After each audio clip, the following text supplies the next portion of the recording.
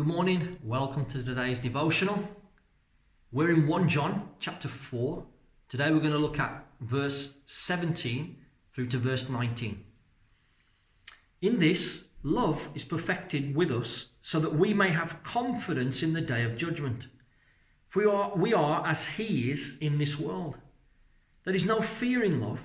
Instead, perfect love drives out fear, because fear involves punishment. So the one who fears has not reached perfection in love. We love because he first loved us. John has been reminding us that the evidence that God remains in us is that we love one another with that self-sacrificial love. Something that he needs to develop in each one of us, of course. But here, his attention turns towards the love that we have for God. And he describes it as a perfected love. He says, in this love is perfected with us so that we may have confidence in the day of judgment.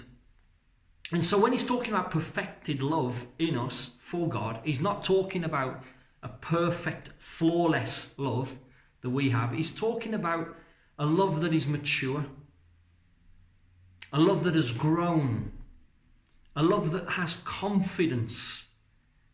And what does he say that confidence is? He says confidence in the day of judgment.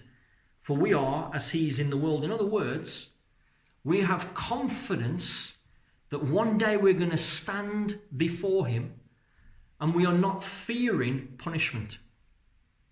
We don't fear. We're not going to be caught out by that day.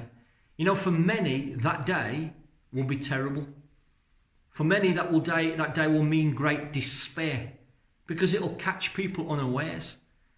And on that day, the secrets of men's hearts will be laid bare. But for the believer, it should be a day of rejoicing. It should be a day of triumph.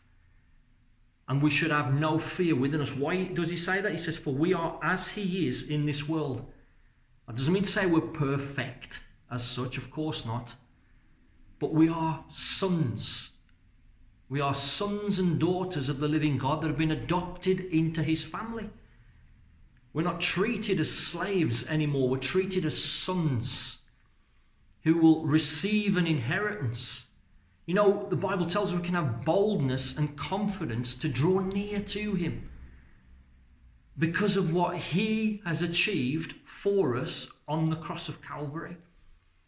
It's awesome to think about. So that mature love that he's talking about, that perfected love, is a love that has no fear.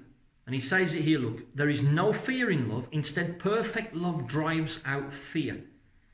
And then he says, because fear involves punishment. So the one who fears has not reached perfection in love. In other words, if we are believers and we fear that day, you know, we're afraid of God's punishing us, then the love that we have for him has not come to a place of maturity. We've not fully understood everything that Christ has done for us and paid for us through his sacrificial work. And so we're lacking. And let me just clarify, that does not mean that we shouldn't be, or we shouldn't revere God. You know, it's right that we draw near to him in boldness and confidence. But it's always with a sense of awe and reverence in our hearts. That's not the fear that drives people away, friends. That's the fear that brings people in and brings them before the majesty of God. And then people stand in awe and wonder at his grace and his glory. That's the kind of fear that we need to have, not the fear of being punished. Why? Because Christ was punished in our place.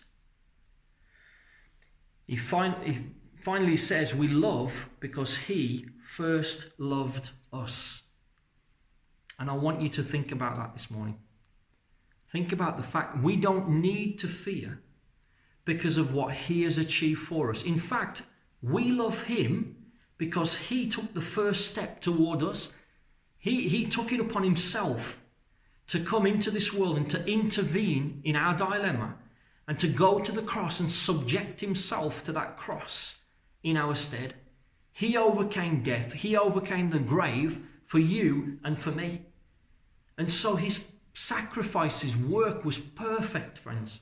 And we can have confidence in it. And it was all a revelation, a manifestation of his love for us. And so John's reminding us here, we don't need to fear. The believer in Christ does not need to fear punishment. Why? We love him because he first loved us. And so I hope that encourages you today. Where is your love for him? Are you still cowering? Are you still afraid of being punished? Or are you trusting confidently in the sacrificial and substitutionary work of Jesus Christ on the cross for you? Do you have confidence to stand before him, not based on your own merits, but on what he's done for you? Do you know that he took that first step towards you? And that's the only reason that you have a love for him today. May God bless you. Have a wonderful day.